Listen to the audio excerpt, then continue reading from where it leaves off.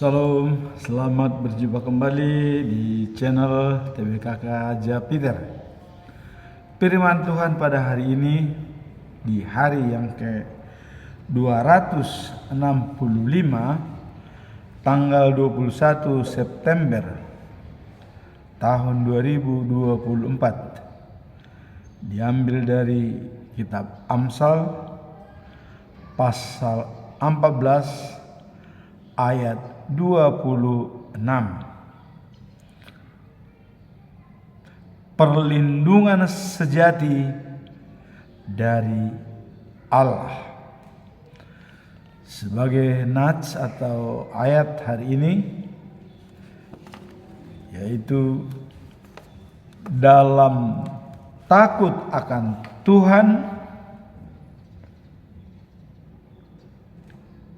ada ketentraman yang besar, bahkan ada perlindungan bagi anak-anaknya. Sekali lagi saya baca, dalam takut akan Tuhan ada ketentraman yang besar, bahkan ada perlindungan bagi anak-anaknya. Bacaan pagi diambil dari kitab Roma pasal 16 ayat 12 sampai dengan 15. Tegur sapa sesama manusia, khususnya seiman. Ini adalah merupakan pesan daripada Paulus. Bacaan malam diambil dari 1 Tesalonika pasal yang keempat ayat 1 sampai dengan yang ke-9. Hidup yang menyenangkan hati Allah. Itulah firman Tuhan pada hari ini, diambil dari 3 bagian.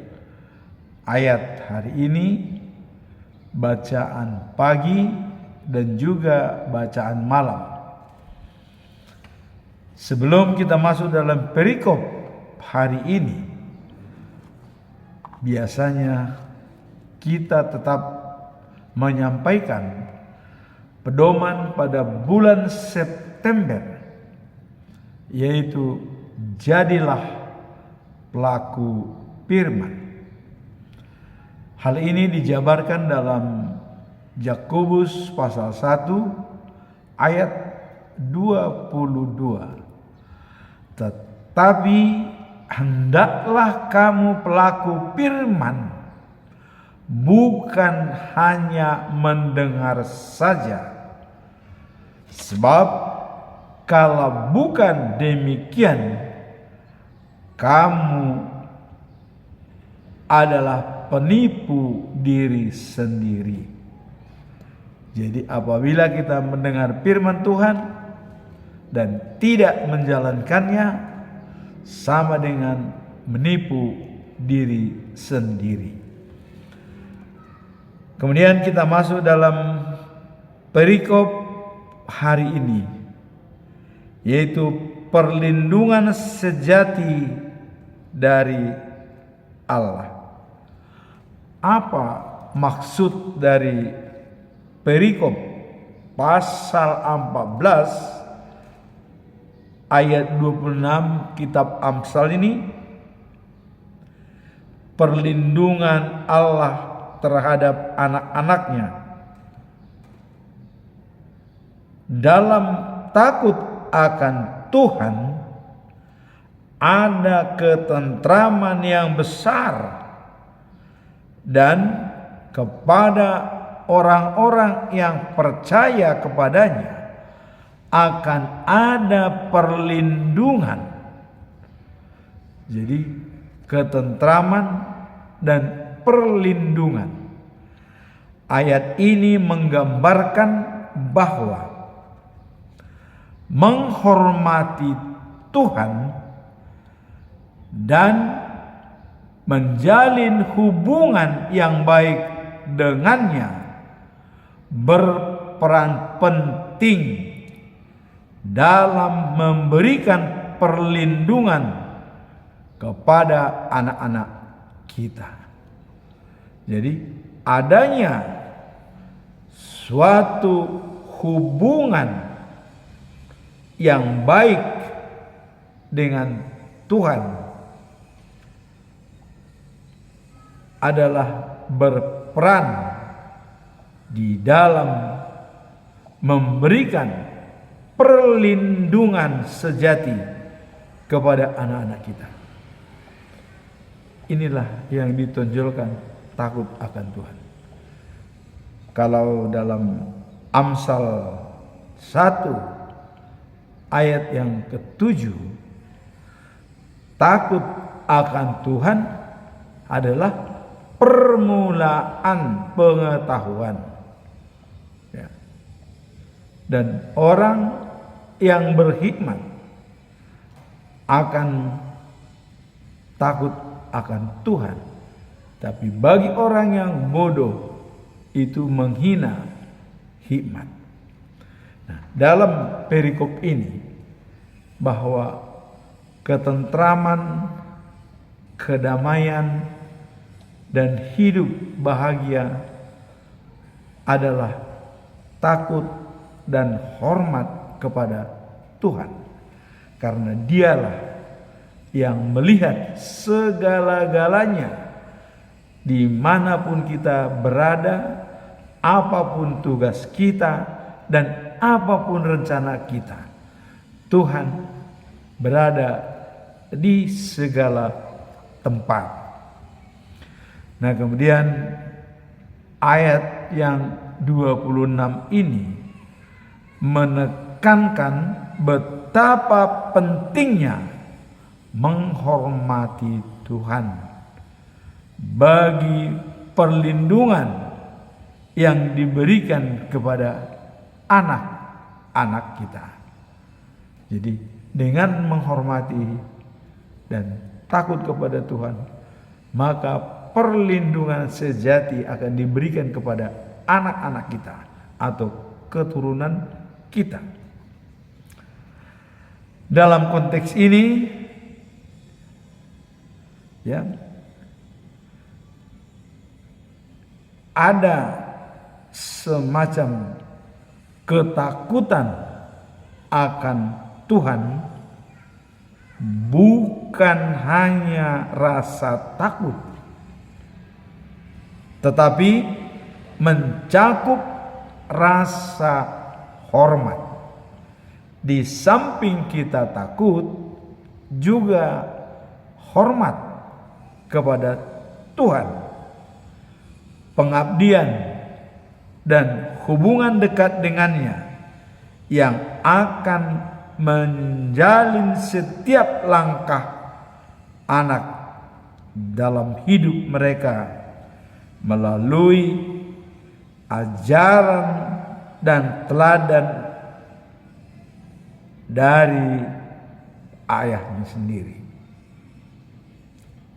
Melalui ajaran dan teladan ini, anak-anak diajak untuk menjaga mereka dalam ajaran sehari-hari, dalam kehidupannya sehari-hari.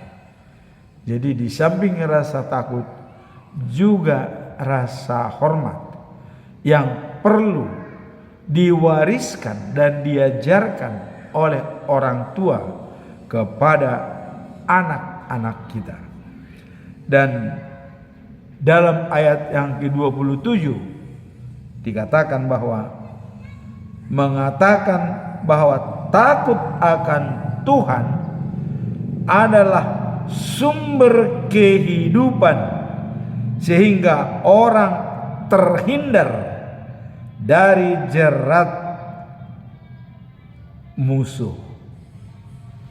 Jadi di samping sumber kehidupan, juga bisa terhindar dari musuh yang selalu mengintai kita.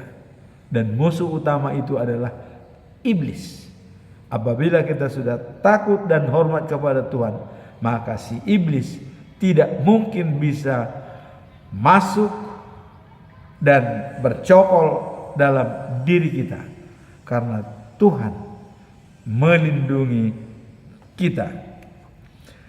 Nah, kemudian dalam secara global, ya, Amsal 14 dari ayat 1 sampai dengan 26, ya, meyakinkan hubungan interpersonal tentang kebijaksanaan, kehormatan, dan kesabaran dalam menghadapi berbagai tantangan.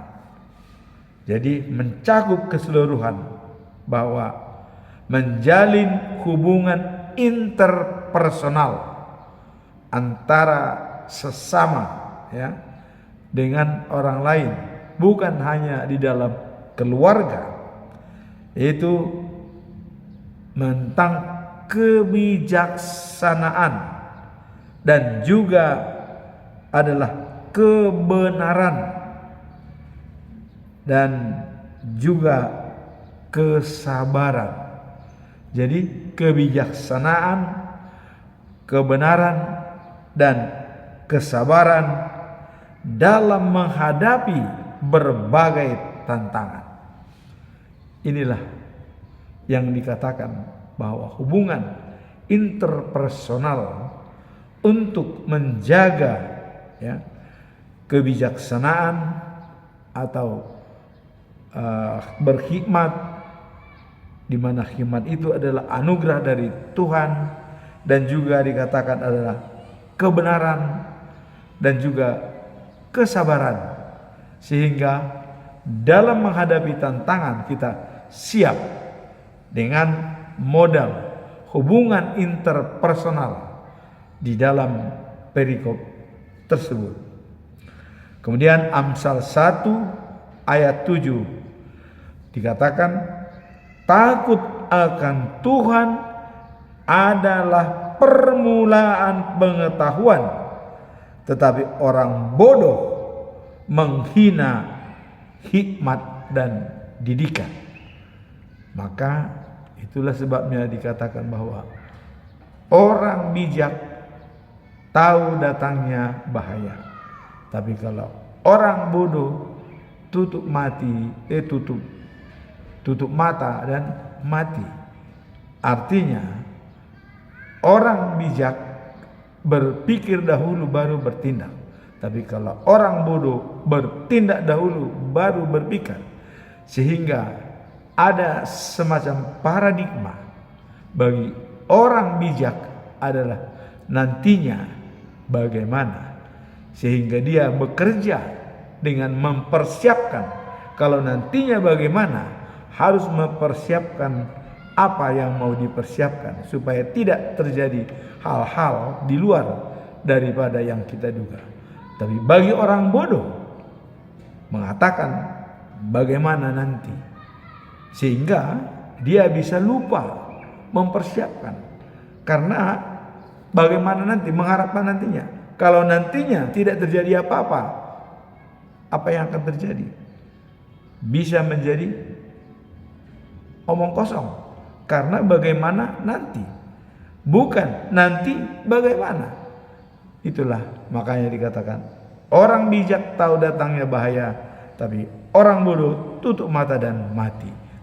Inilah ayat hari ini, bahwa perlindungan sejati adanya dari Tuhan, dengan syarat kita takut dan hormat kepada Tuhan, serta membina hubungan interpersonal antara sesama manusia di dalam kebijaksanaan, kesabaran, dan kebenaran berdasarkan firman Tuhan.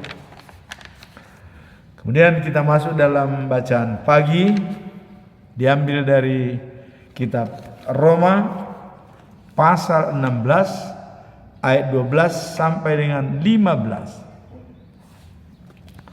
Dengan perikop pesan daripada Paulus ya, waktu kemarin adalah menyampaikan salam. Sekarang dikatakan tegur sapa sesama manusia, khususnya yang seiman. Kenapa dikatakan sesama manusia? Karena masih banyak orang di tempat-tempat lain yang belum mengenal Tuhan. Makanya Paulus bercita-cita untuk mengabarkan firman Tuhan di tempat-tempat orang yang belum percaya kepada Tuhan, atau tempat-tempat yang sudah percaya setengah-setengah atau tidak jelas fondasi yang diberikan. Itu pun akan diperbarui oleh Paulus, sehingga dengan fondasional prinsip yang jelas, menghormati Tuhan dari segenap hati, dari segenap jiwa, dan dari segenap kekuatan. Itu yang akan dibangun oleh Paulus.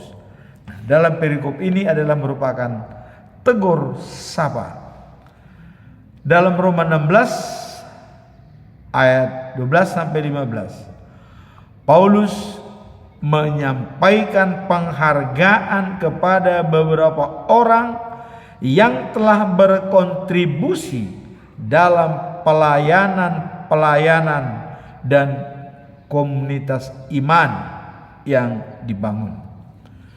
Kemudian pesan ini menunjukkan ya, pentingnya hubungan antara sesama dalam tubuh Kristus dan pengakuan atas karya serta dedikasi setiap anggota. Jadi perlakuan, karya dan dedikasi, loyalitas setiap anggota sangat dihargai ya. Dan Paulus menyebutkan beberapa nama yang sangat dihormati. Seperti kemarin dikatakan adalah Rufus ya, yang orang tersebut sangat disayang oleh Tuhan. Bahkan ibunya Rufus, Paulus menganggap ibunya kandung, ibunya sendiri. Itulah saking dekatnya Paulus dengan Rufus sebagai pengikut Tuhan yang memberitakan kabar baik yang sangat dicintai oleh jemaat di Rom ya. Nah, kemudian dalam ayat 12 sampai 15 ada salam ya dari Paulus kepada beberapa orang yang sudah menjalankan firman Tuhan dengan baik, seperti kepada Tripena dan Triposa yang bekerja keras dalam melayani Tuhan, dan kemudian Rufus yang setia melayani, serta ibunya yang dianggap Paulus sebagai ibu kandung sendiri. Itulah Paulus mengatakan perlunya ya memberikan salam sesama manusia, terutama seiman yang sudah teman sekerja daripada Paulus. Nah, dalam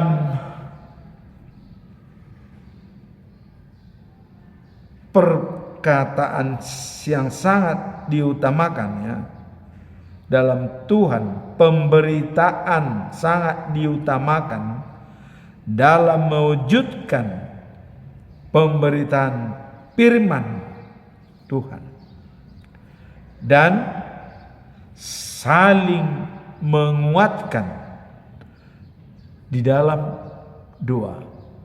Jadi dalam pemberitaan ya, firman Tuhan sangat diutamakan, dan dalam pemberitaan firman tersebut harus saling menguatkan dan saling mendoakan supaya tantangan-tantangan yang dihadapi lepas dari gangguan-gangguan roh-roh jahat atau si iblis, dengan bersatunya di dalam pemberitaan firman Tuhan.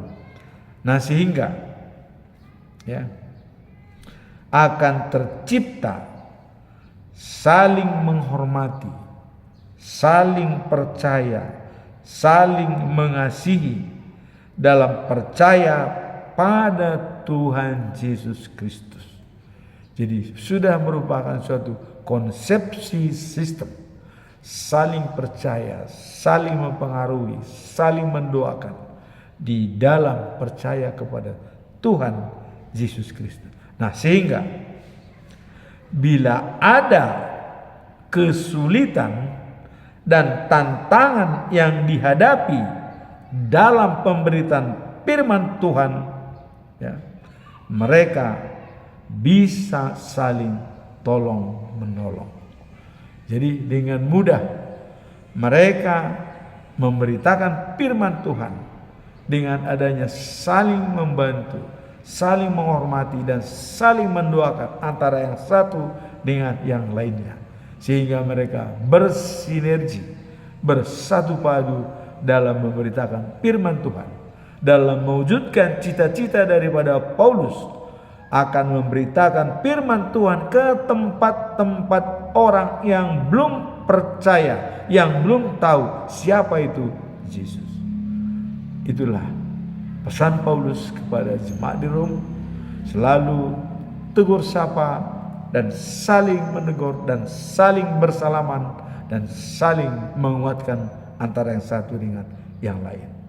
Kemudian kita masuk dalam bacaan malam, yaitu diambil dari kitab 1 Tesalonika pasal yang keempat ayat 1 sampai dengan 9 dengan perikop hidup yang menyenangkan hati Tuhan. Dalam Alkitab terdapat beberapa tokoh-tokoh yang menyenangkan hati Tuhan. Coba kita lihat siapakah tokoh-tokoh tersebut dan apa perannya dan bagaimana terjadinya. Waktu Tuhan marah kepada dunia karena sudah punya kelakuan amoral, bahwa manusia-manusia ilahi itu bebas mengambil istri-istri siapapun yang cantik, ambil, tidak peduli. Nah, sehingga Tuhan melihat ini tidak benar lagi, maka Tuhan berjanji akan dimusnahkan semua manusia. Ada satu orang kepercayaan Tuhan, yaitu Nabi Nuh. Nuh seorang yang rendah hati, yang teladan, dan dia sangat setia kepada Tuhan.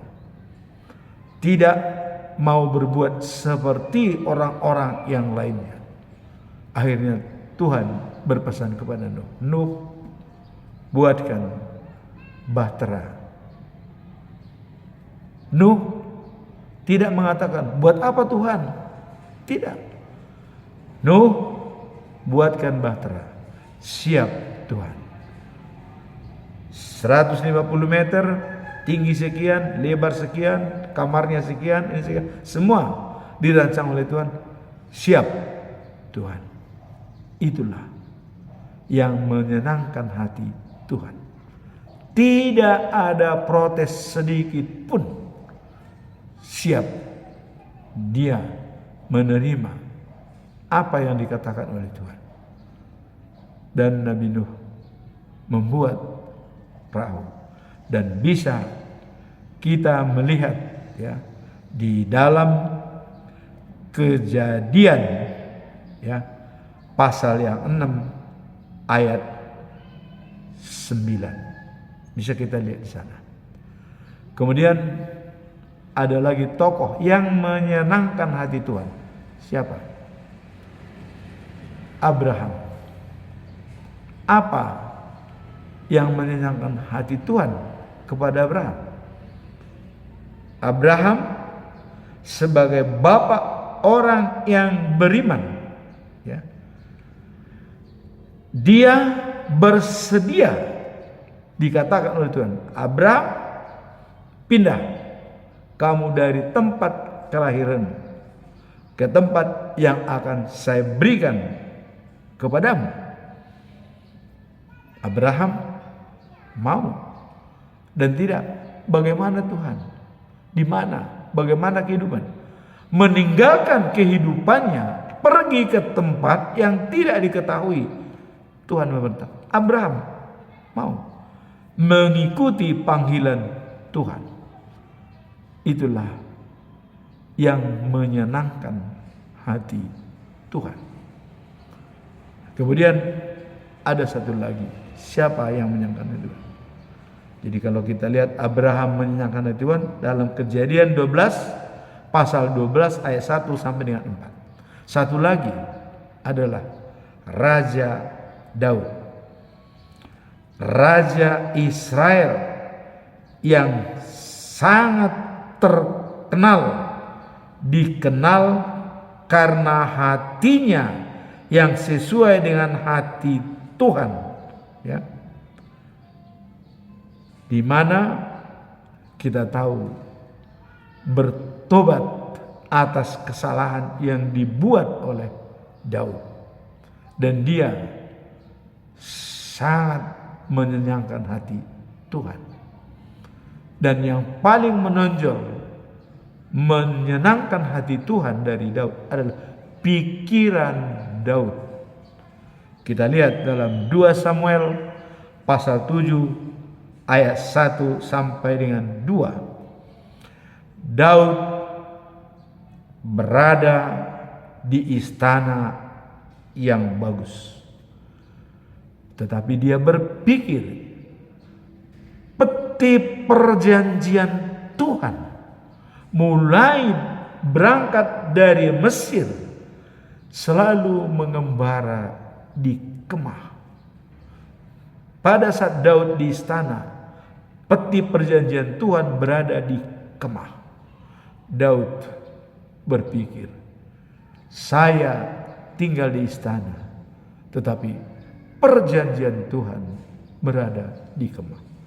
Saya akan bangun rumah Tuhan, tempat peti perjanjian dengan Tuhan ditempatkan di bait suci, di bait Allah.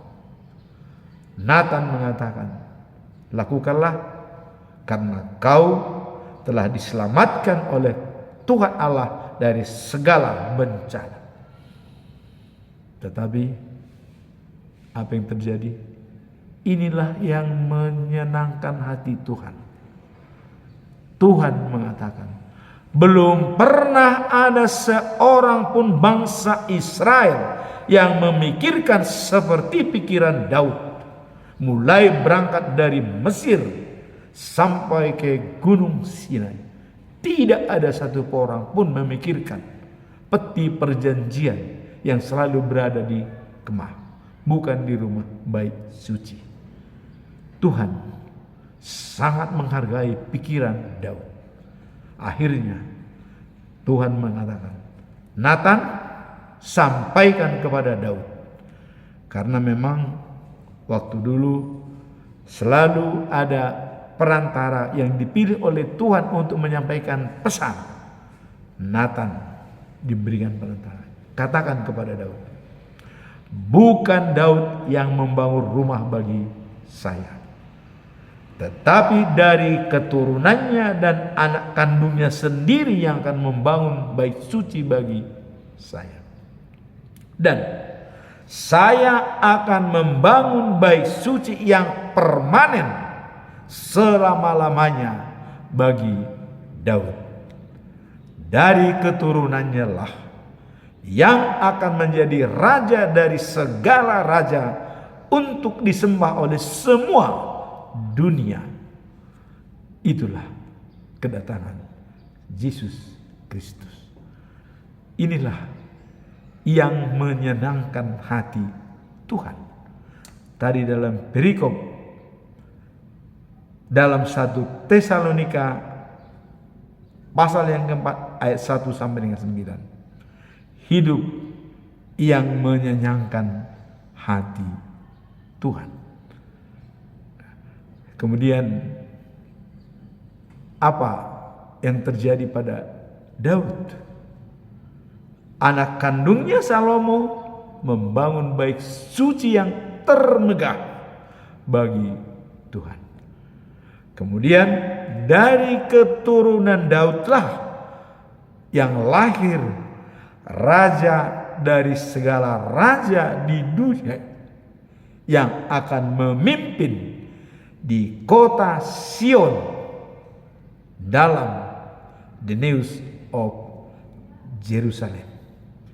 Dalam Jerusalem yang baru, dialah pemimpin yang disembah oleh semua umat, sehingga Tuhan yang akan membangun bait suci bagi Daud, yaitu dengan mendatangkan Yesus Kristus. 3 yang menyenangkan hati Tuhan. Nah, kemudian ya, ada satu lagi, dan yang menyenangkan hati Tuhan ini adalah langsung yang menyatakan Tuhan sendiri. Ya. Pada waktu Yesus dibaptis, ya, setelah dia dimasukkan dalam air dan keluar dari air, apa yang terjadi? Langit terbuka, datang burung merpati dari surga hingga pada Yesus, dan keluarlah kata-kata Allah sendiri dari surga yang mengatakan, inilah anak kesayanganku, kepadanya aku berkenaan, dan dia menyenangkan hatiku. Inilah perikop terakhir tadi, bacaan malam 1 Tesalonika pasal 4 ayat 1 sampai 9 adalah hidup yang menyenangkan hati Tuhan. Dalam hal situasi ini, bagaimana kondisi kita? Apakah kita benar menyenangkan hati Tuhan, atau hanya semacam euforia saja, tidak sesuai? Marilah kita lihat pengalaman Nuh, Ibrahim, Daud, dan Yesus Kristus sebagai penjelmaan Allah di dunia ini yang memberikan terbaik bagi kita, sehingga bagi siapa yang percaya kepadanya beroleh hidup yang kekal dan sejati. Bagaimanakah kita dengan keluarga kita? Apakah kita setiap hari bisa menyenangkan hati Tuhan? Yang menyenangkan hati Tuhan adalah yang menerima hikmat atau anugerah dari Tuhan. Ya. Dan kita lihat juga dalam pelaksanaan yang menyenangkan hati Tuhan. Ya. Paulus, Petrus, ya, dan Petrus secara nyata, walaupun dia mau dihukum untuk tidak memberitakan firman Tuhan, tapi dia bertahan. Saya lebih percaya kepada Tuhan daripada kepada manusia. Ditantang. Seperti itulah menyenangkan hati Tuhan. Dan kita pun dituntut dalam situasi kondisi saat ini harus menyenangkan hati Tuhan. Jangan pernah berbuat yang tidak sesuai dengan firman Tuhan. Kita melihat Aristoteles mengatakan bahwa orang marah adalah hak setiap orang. Tapi marah kepada orang yang tepat, tujuan yang tepat, sasaran yang tepat, jalankan. Kelola marah dengan baik. Dan itu bisa menyenangkan hati Tuhan. Nah, kemudian yang lebih menyempurnakan lagi dalam pekerjaan kita sehari-hari adalah di dalam Injil Matius pasal 7 ayat yang ke-12. Apa yang hendak kau inginkan diperbuat oleh orang lain kepadamu, perbuatlah seperti itu. Kemudian untuk menyenangkan hati Tuhan tadi di awal, takut akan Tuhan dan menghormati Tuhan dan memberikan terbaik bagi Tuhan. Semoga firman hari ini bisa menjadi menambah kekuatan bagi kita dalam berhubungan dengan sesama, seperti pesan Paulus tadi, saling mendoakan, saling bersinergi dan saling menguatkan. Kemudian berhubungan dengan Tuhan, menyenangkan hati Tuhan dalam setiap langkah kita, sehingga kita bisa menjadi saluran berkat kepada semua umat yang kita hubungi. Amin. Tuhan memberkati kita semua.